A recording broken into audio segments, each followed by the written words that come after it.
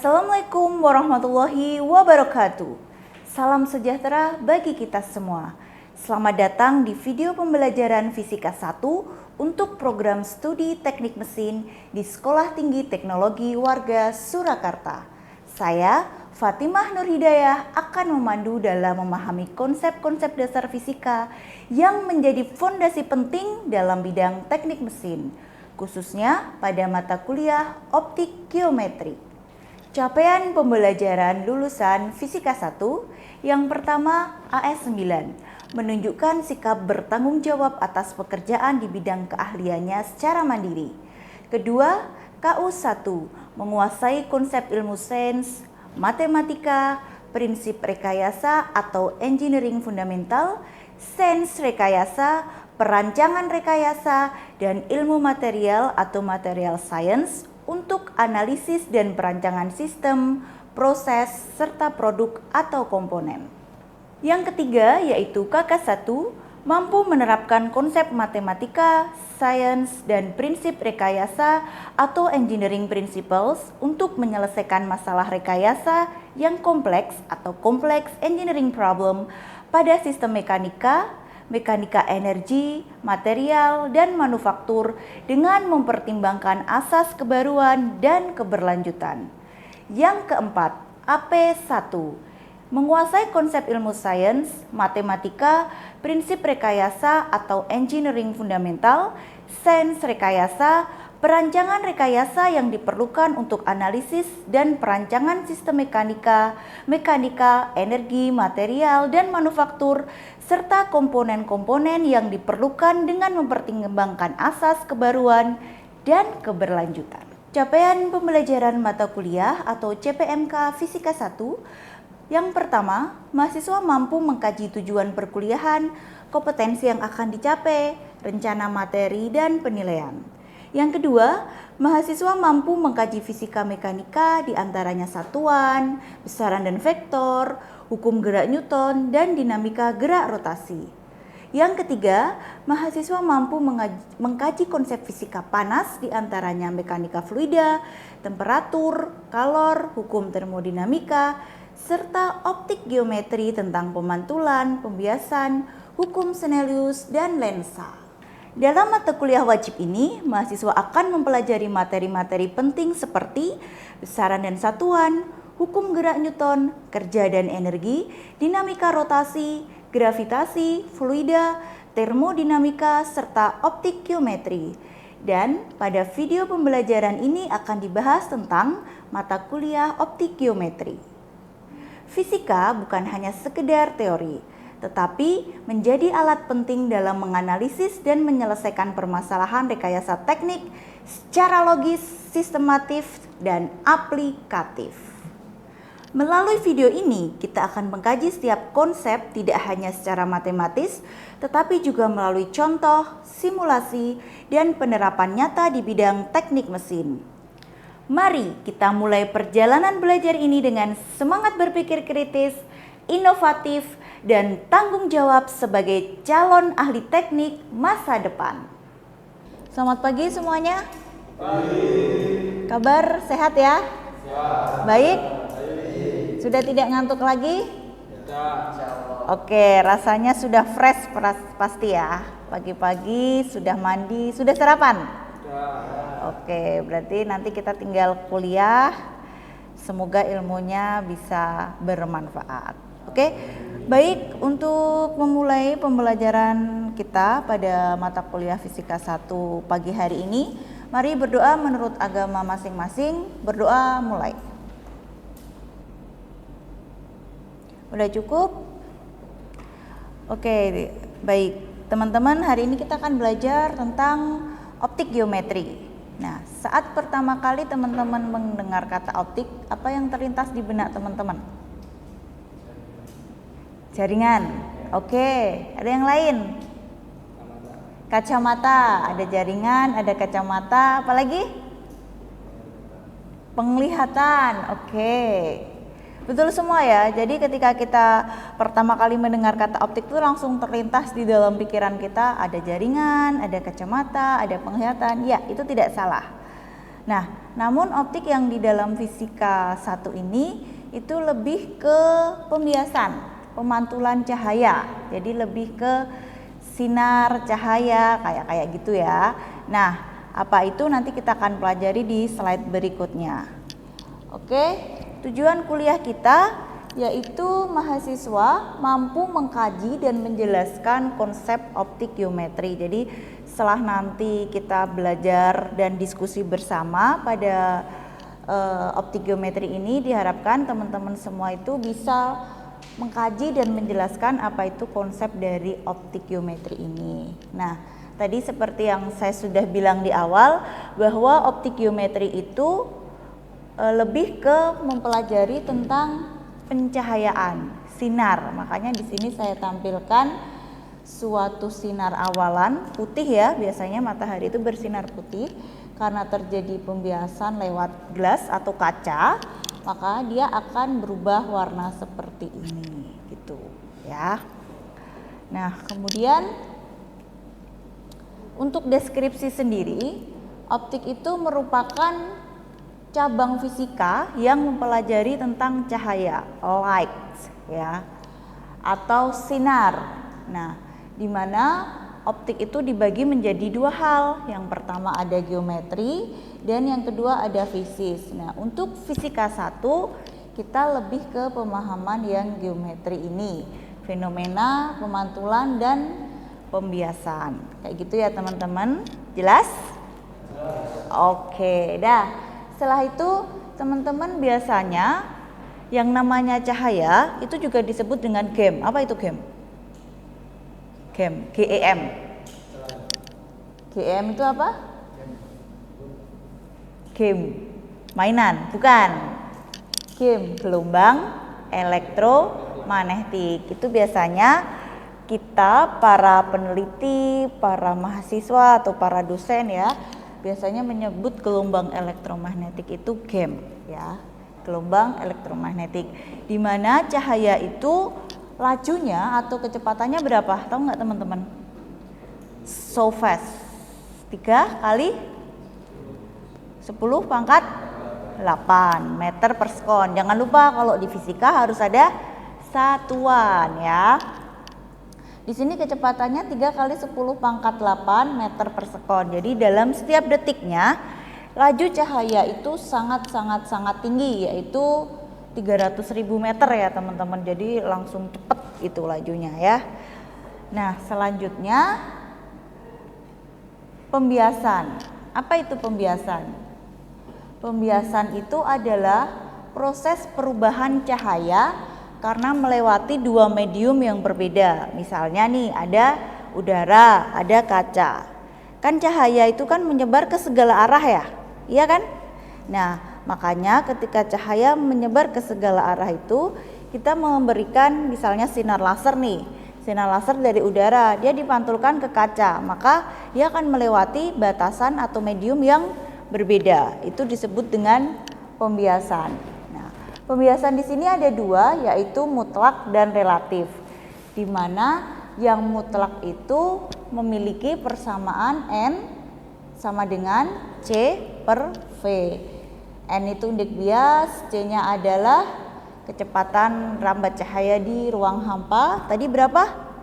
3 kali 10 pangkat 8 meter per sekon, di mana V-nya adalah kecepatan cahaya dalam medium gitu ya. Jadi C itu cepat rambat cahaya, tapi kalau V-nya kecepatan di dalam medium ya. Di dalam medium bisa udara, kaca atau material lainnya.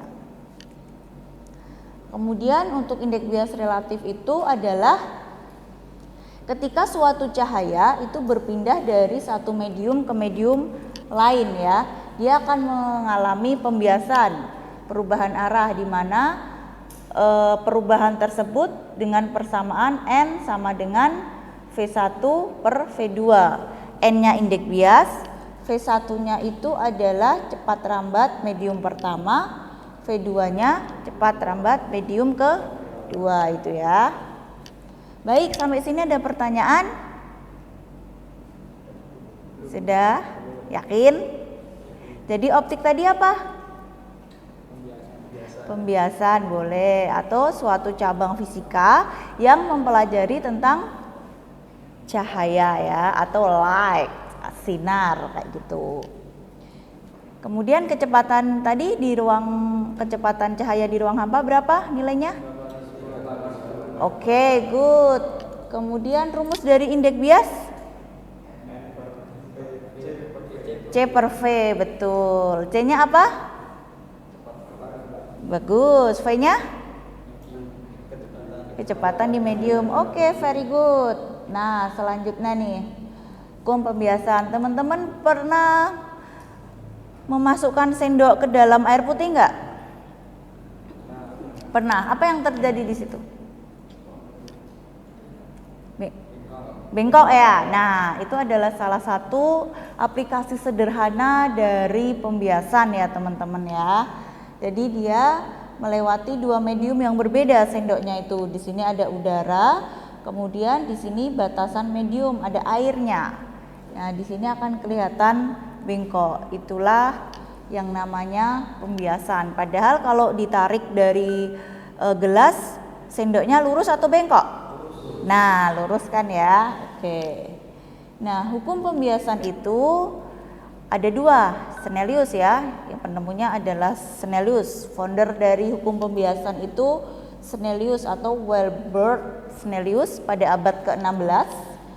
Di mana hukum Snellius 1 itu berbunyi, jika suatu cahaya yang melewati perbatasan dua jenis zat cair, maka garis mula tersebut adalah garis sesudah sinar itu membias dan garis di normal di titik biasnya. Jadi ketika cahaya itu disinarkan, teman-teman, ada tiga yang terjadi. Ya, dipantulkan, diteruskan, sama diserap oleh medium ya. Biasanya yang diserap itu sangat-sangat kecil sehingga bisa diabaikan gitu. Baik, di sini adalah gambar dari pembiasan ya, teman-teman. Di sini ada sinar datang. Kemudian di sini ada garis normal, ada dua medium. Medium yang atas ini adalah udara dan medium yang berwarna biru ini adalah air. Kemudian yang ke bawah yang menuju ke air, dia akan melewati dua medium yang berbeda ya. Tadi ya pembiasan itu ya syaratnya ya. Nah, dari udara ke air di sini disebut dengan sinar bias. Kemudian yang menuju ke udara lagi dia disebut dengan sinar pantul. Nah, di sini sudut antara garis normal dengan sinar datang itu disebut dengan θ1. Kenapa θ1? Karena dia pada medium yang pertama ya. Sudut pada medium yang pertama. Kemudian yang selanjutnya θ2 ini adalah sudut antara garis normal dengan sinar bias. Disebut dengan θ2. Kenapa 2? Karena dia berada di medium kedua atau air. Sampai sini jelas? Jelas ya, sehingga didapatkan persamaan N1 sin θ1 sama dengan N2 sin θ2. Ini menurut Snellius tadi.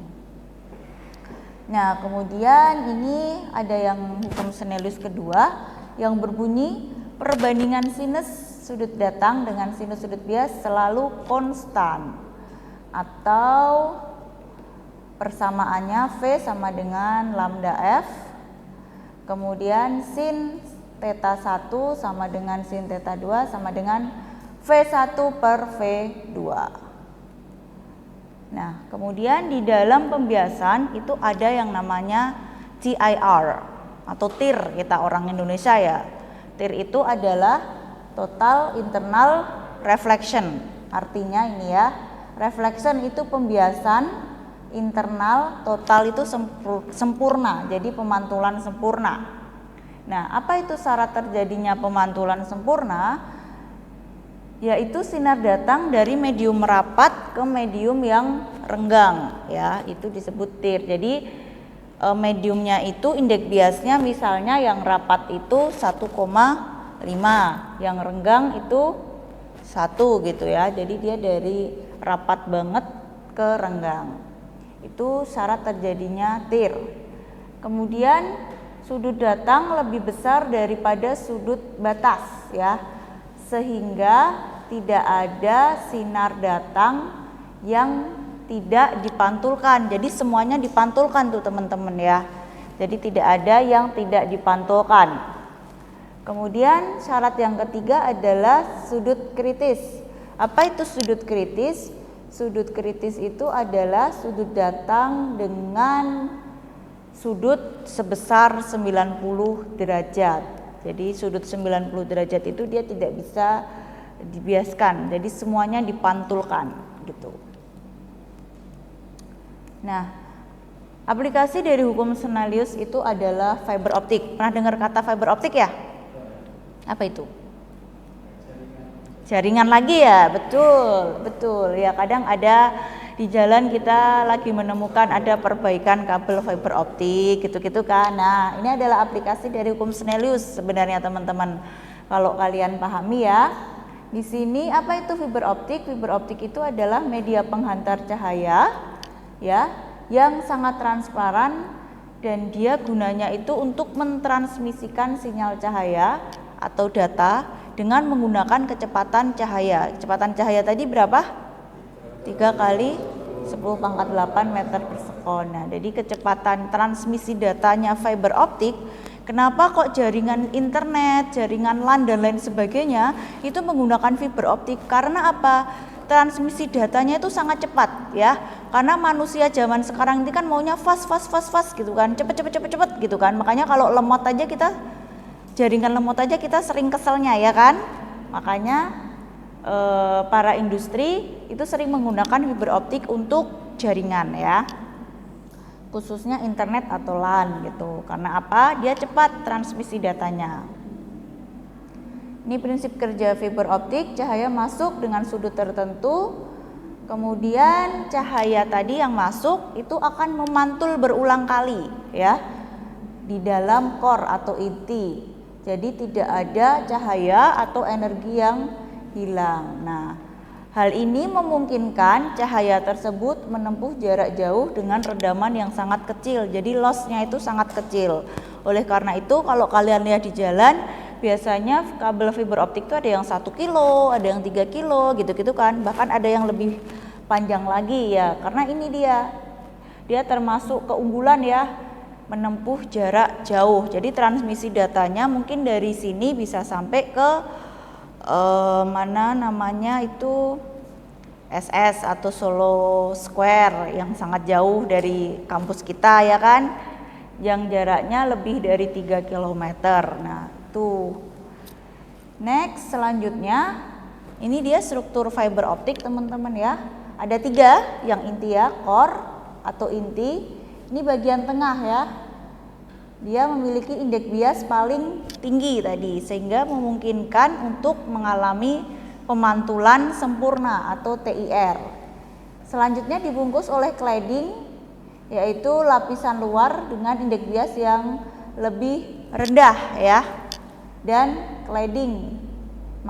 coating atau jaket pelindung ini untuk lapisan luar pelindung mekanik. Jadi intinya ada dua medium.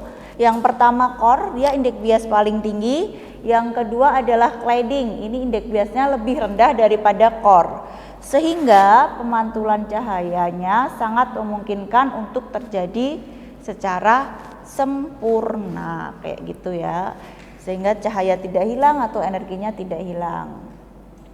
Ini contohnya teman-teman ya, kabel fiber optik. Ini mungkin yang teman-teman lihat di jalan ya. Kadang kalau kalian di jalan apa di lampu merah sering melihat para teknisi membawa kabel panjang di jalan raya atau di jalan-jalan biasa. Nah kayak gini. Ini di dalamnya ini ada tadi teman-teman cladding sama core ya. Ini pembungkus luarnya saja. Jadi kalau dibelah gitu ya, kalian akan menemui yang berbentuk seperti ini. Ada core, ada cladding gitu ya. Coatingnya tadi yang hitam ini, jadi ini nih lapisan luar pelindung. Oke, nah ini yang masih dalam bentuk gulungan dan ini yang jarak pendek ini ya. Yang kuning ini yang jarak pendek. Yang ini dua gambar ini yang memungkinkan untuk transmisi data jarak jauh. Nah ini ya ada contoh soal, a light array of wavelength bla bla bla Traveling through air is incident, berarti sudut datang ya. Dengan sudutnya 30 derajat terhadap garis normal. Cari sudut pembiasannya. Berarti yang dicari adalah theta 2 ya. Theta 2. Baik, fisika berarti selalu ada yang namanya diketahui ya teman-teman ya. Yang diketahui yang ada dulu. N1 berapa? 1, N2 1,53. Ini theta 1 betul 30 derajat. Yang ditanyakan theta 2. Oke, bagus. Tadi rumusnya apa? Hukum Snellius, ingat nggak? N1 sin theta 1 sama dengan N2 sin theta 2. Oke, N1-nya berapa? 1. Berarti sin 30 derajat. N2-nya 1,53 ya. Sin theta 2 berarti dia yang ditanyakan tetap ditulis sama ya. Oke. Sin 30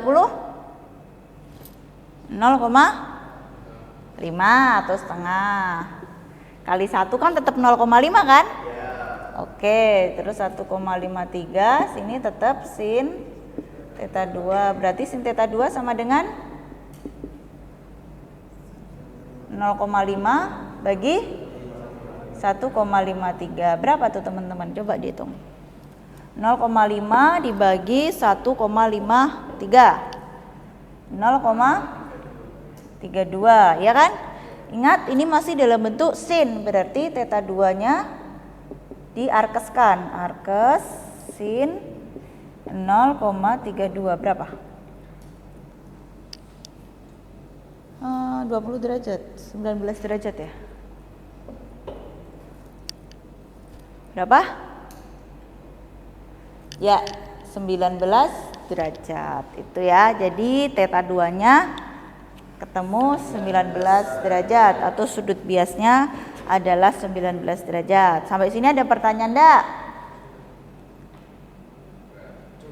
Cukup, oke. Nah, ini aplikasi fiber optik ya. Yang terakhir, aplikasi fiber optik itu ada FTTH. Jadi kalian kalau punya WiFi at home ya, biasanya pasti menggunakan fiber optik. Pasti itu, pasti banget. FTTH. Kemudian koneksi antar perangkat, tadi yang dibilang teman kalian, jaringan itu LAN, juga jaringan kampus ini juga menggunakan fiber optik ya. Sensor industri atau sistem kontrol. Nah, kebetulan saya sedang penelitian khususnya di fiber optik ya, di dalam sensor Mas Mbak. Jadi kalau kalian tertarik ya teman-teman, mungkin bisa ikut join di riset saya untuk keperluan skripsi kalian atau hal lainnya bisa. Nah, nanti kita akan belajar bareng. Jadi saya sedang mengembangkan konsep sensor itu dengan menggunakan fiber optik, di mana sensor fiber optik itu saya gunakan untuk jembatan timbang. Kalian tahu jembatan timbang ya? Kalau kalian di jalan tol biasanya kan ada truk-truk yang antri ya, antri di jembatan timbang gitu kan. Nah, itu saya sedang mendegungkan atau sedang marak-maraknya kasus odol. Odol tahu nggak? Iya kan, pada macet, pada ambulannya nggak boleh lewat. Kemudian ada yang meninggal, sampai kasusnya ada yang meninggal juga. Nah, itu kasus odol ya, overdimension overload. Kebetulan saya risetnya tentang odol, di mana saya menggunakan sensor fiber optik untuk menanggulangi kasus odol tersebut. Jadi saya gunakan fiber optik itu untuk menimbang truk. Kalau dia kelewatan batas loadnya, maka akan terjadi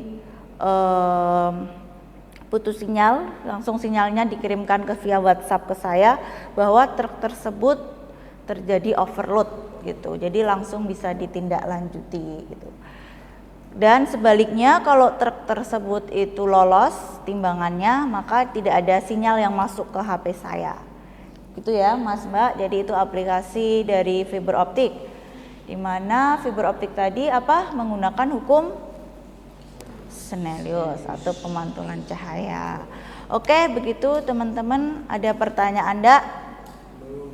Baik, jika belum, nanti silahkan dikembangkan secara mandiri. Kalian bisa berdiskusi dengan saya di luar jam kuliah ini, berdiskusi dengan teman-teman kalian, atau berdiskusi dengan dosen lain berkaitan dengan mata kuliah tadi, optikometri yang digunakan untuk engineering ya, untuk teknik mesin gitu.